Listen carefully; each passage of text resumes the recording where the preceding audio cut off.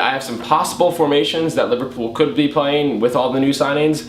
These signings do include Stuart Downing in them, because I'm assuming that he will be in red by the time the summer ends. So without further ado, here are the first couple formations. The first formation is a personal favorite of mine, and I'm sure it's a personal favorite of every Liverpool fans out there. It's a 4-2-3-1, which was made famous under Rafa. That was the formation we last played under Rafa, and that was the last time Liverpool really, had any sustained league success, and they came in second to Manchester United that season.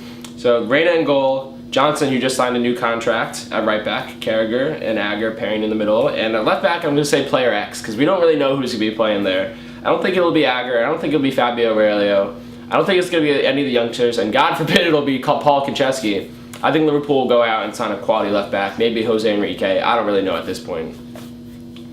In the middle of the park I have Lucas and Mireles pairing, although Charlie Adam could easily slide in there, he can right in front of Mireles. On the right I have Luis Suarez, on the left I have Stuart Downing, and in the middle, right in Gerrard's favorite position, playing right behind Andy Carroll in the hole. So that's the first formation. Second formation I call the Uber Mids, and it's the 4-5-1, so we have Reina in goal, Johnson at right back, Carragher, and Agger, again pairing in the center of the park, player X at left back. Then on the far right we have Henderson, who's played mostly on the right his career, although he can play in the center of the park. We have Charlie Adam, Lucas and Mireles all in the middle, and then Gerrard to the far left. Honestly, Gerrard can play anywhere on the park, so I don't think this is a problem. And then all alone up top we have Carroll. Obviously the problem with this mid formation is that Suarez is left on the bench, Downing is left on the bench. But if you want to force all the new midfielders that we have at our disposal into the game, this would be the way to go. The next one is a classic 4-1-2-1-2, which is the diamond. We have Reina in goal, Johnson, Carragher, Agger, player X across the back four. We have Lucas in the defensive center mid holding position. We have Henderson at right mid, Downing at left mid, and Downing in fact can play sort of further back. He can play as a winger or as a straight up left mid. We have Gerrard in the attacking center mid position, and then Suarez and Carroll up front. This next one is actually one of my favorite formations. It's the 4-4-2, but it's sort of staggered, so you have room for the left and right midfielders to go forward. We have Reina in goal, the same back four, Gerrard and Lucas pairing in the center of the park. Then we have Kaut/Henderson, because really either of them can play at the right mid position. We have Downing playing left mid, and then Suarez and Carroll, with Suarez pairing a little bit behind Carroll so that he can have rooms to sort of have license in the center of the park and create as he wants. So those are all the formations that I came up with. Suggest your formations if you agree with mine. If you like any of mine, tell me. But the beauty about having all these midfielders now is that